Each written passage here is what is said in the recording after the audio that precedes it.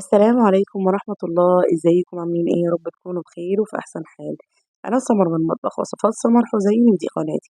لو لسه مش مشتركة في القناة انزلي واشتركي في القناة وفعلي زر الجرس عشان يوصلك مني كل جديد.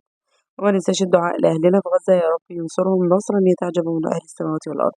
وصفتنا النهاردة الجاتو شاتو، ودي وصفة سهلة جدا هتعمليها بكل سهولة. وكمان علشان خلاص الاحتفال بيوم الأم قرب، فالنهارده هنعمل الوصفة دي بكل سهولة وهيطلع معاكي هش، وكمان كأنك انتي عاملة جاتوه جاهز.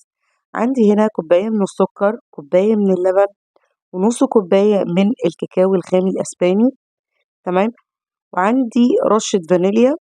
وهنضرب كل المكونات دي قبل الزيت علشان خاطر السكر يدوب تماما معايا وما يبقاش فيه أثر للسكر. بعد كده هننزل بالزيت سرسوب، مش هننزل بيه مرة واحدة، هننزل عليه بالتدريج. الخطوة دي بتخلينا ما نستهلكش كتير من الزيت. أنا بستخدم هنا كوباية، بس أنا هنا استخدمت كوباية إلا ربع، لأن أنا نزلت بالزيت بالتدريج فهو بيبتدي يتقل شوية بشوية. تمام. الخطوة دي مش بتخلينا نستهلك زيت كتير. ممكن تستبدلي الزيت بالسمن، بس أنا بالنسبة لي الزيت أخف. بس أهم حاجة نوع الزيت يكون كويس جدا. يُفضّل يكون النوعية بتاعته كويسة. شايفين اللمعة بتاعة الكريمة؟ الصوص ما شاء الله اللمعة بتاعته عالية جدًا. بعد ما بنوصل للقوام المضبوط بناخد كوباية من الخليط ده. تمام. ونركنها على جنب. أنا هنا باورّيكم القوام بتاعه ناعم جدًا، وعلشان أنا كمان ضربت السكر مع اللبن الأول قبل ما أضيف الزيت، فالقوام طالع كريمي جدًا. هناخد كوباية ونركنها في التلاجة. وبقية الخليط أنا هاضيف ليه البيض. أنا باخد كوباية بنفس الكوبايات اللي أنا عايرت بيها المقادير. تمام.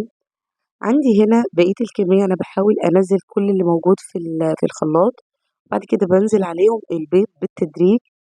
يعني أنزّل بيضة، بيضة. تمام. بالشكل ده. أنا استخدمت هنا 3 بيضات. عندي هنا معلقة صغيرة من المحسن جيل، وأنا هنا باستخدم ماركة بونو. هنضرب كل المكونات دي مع بعض. تمام. شايفين الخليط بدل ما كان تقيل دلوقتي بقى سايل علشان ضفنا البيض. هننزل بالخليط ده في بولة. تمام. وهننزل عليهم بكوباية ونص من الدقيق. تمام. وأهم حاجة هننخلهم كويس جدا علشان خاطر لو في أي تكتلات في الدقيق، وعلشان كمان الخطوة دي بتخلي الكيك بيدخل له فراغات هوا كتير، فبتطلع الكيكة هشة. فحلو جدا إن احنا ننخل الدقيق. تمام. حتى البيكنج باودر لازم ننخله. هنقلب كل المكونات دي، والقوام عندي هيبقى تقيل زي ما انتوا شايفين كده. هنضيف عليهم نص كوباية من المية المتلجة، نص كوباية من المية المتلجة، وأقلب كل المكونات دي كويس جدا. تمام. الخطوة دي شايفين القوام بتاع الكيك بقى ازاي؟ الخطوة دي بتخلي الكيكة هشة جدا وطرية جدا، بتبقى شبه كيك الاسبونج بالظبط، لأن احنا ضايفين المحسن الجل. تمام. هقلب من تحت لفوق علشان أطلع أي هوا موجود في الخليط. بعد كده عندي قالب. هنا المقاس القالب ده بيرجع لك انتي، لان لو انتي عايزة طبقة الكيك عالية جدا هتختاري مقاس القالب اصغر. لو انتي عايزة طبقة الكيك مش عالية، انا هنا استخدمت مقاس 30. عندي خليط شيش طاووق او خليط اسنان هبتدي اطلع بيها فراغات الهواء الموجود في الكيك. الخطوة دي بتخلي الكيك ما يشققش معاكي. تمام. بدون ما نخبط القالب ولا اي حاجه. هندخله على فرن درجه حراره 180 متسخنه مسبقا. بنسيبها لغايه ما تستوي، ودي بتختلف من فرن لفرن. تمام. شايفين طالعه معايا هشه جدا، وادي الخله مش طالع فيها اي عجين ولا اي حاجه. تمام. هنغطي الكيك ونسيبه يبرد تماما علشان خاطر احنا هنسقي الكيك. بعد ما بردت الكيك تماما معايا، عندي بخلة شيش طاووق او خلة اسنان هبتدي اخرم الكيك علشان هنسقيه. وده لو انت عايزاها طرية جدا. لو انت حباها بنفس القوام بتاعها ده ممكن متسقيهاش خالص. عندي فنجان من اللبن عليه معلقة من الخليط اللي احنا اخدناه، وهبتدي اسقي بيها الكيك معايا زي ما انتوا شايفين كده. تمام. أنا مش باحط لبن كتير، وممكن لو مش عندِك لبن ممكن شوية مَيّة، نُص كوباية مَيّة، بعد كده باحرّك اللبن بالشكل ده وباركنه في التلاجة. هنعمل الكريمة، عندي معلقتين كبار من السكر، مَيّة متلجة، ممكن تشتري كريم شانتيه مُحلّاه جاهز، عندي كوباية 250 مِلِّي من الكريم شانتيه، وهابتدي أضرب الكريمة. لو أنتِ عايزة طبقة الكريمة عالية ممكن تستخدمي كوبايتين من الكريم شانتيه ونضاعف كل الكميات دي. هابتدي أضرب لغاية ما أحصل على قوام حلو، باخد معلقة كبيرة أو معلقتين من الخليط اللي إحنا عملناه علشان نعمل مع بعض موس الشوكولاتة. هافضل أضرب كده لغاية كل المكونات ما تتجانس مع بعض علشان هنحشي بيها طبقة الكيك. أول ما نوصل للقوام ده أنا هانزل بالمَيّة بالتدريج، أنا هنا كده لقيت الكريمة تقيلة شوية فخففتها بشوية مَيّة متلجة، ويُفضّل كمان المَيّة تكون فيها قطع تلج ده أفضل. بعد كده هاقلّب كل المكونات دي وهانزل بيها على خليط الكيك، تمام. أهم حاجة نوزّع الكريمة كويس جدًا بالتساوي، نحاول نوزّع الكريمة وبعد كده نبتدي نضبط الشكل بتاع السطح بتاع الكيك. يُفضّل إن السطح يكون أملس وناعم على قدر المستطاع.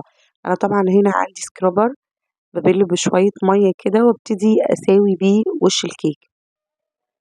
هنمسح كل الزيادات اللي موجودة في الكيك دي، وحاولوا قدر المستطاع إن يكون سطح الكيك ناعم بالشكل ده. هندخّله التلاجة ونسيبه يُفضّل ليلة كاملة.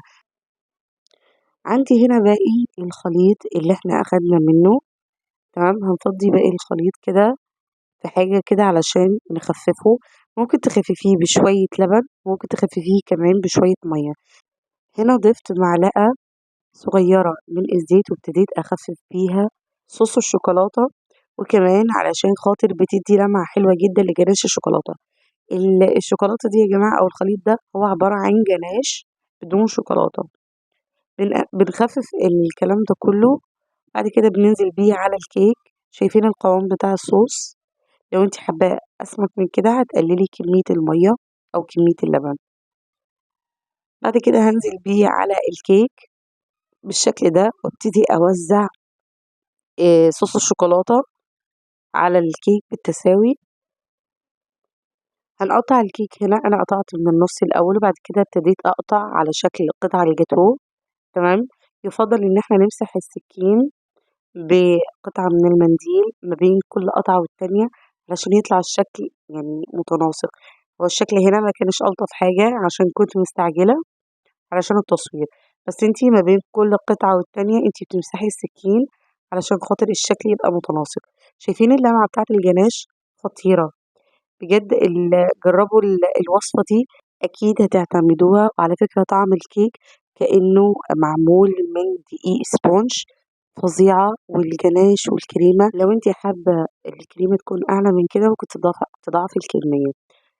وطبعًا الوصفة دي حلوة جدًا بمناسبة عيد الأم، كل سنة وأنتم طيبين، وكل سنة وكل أم طيبة وبخير يا رب.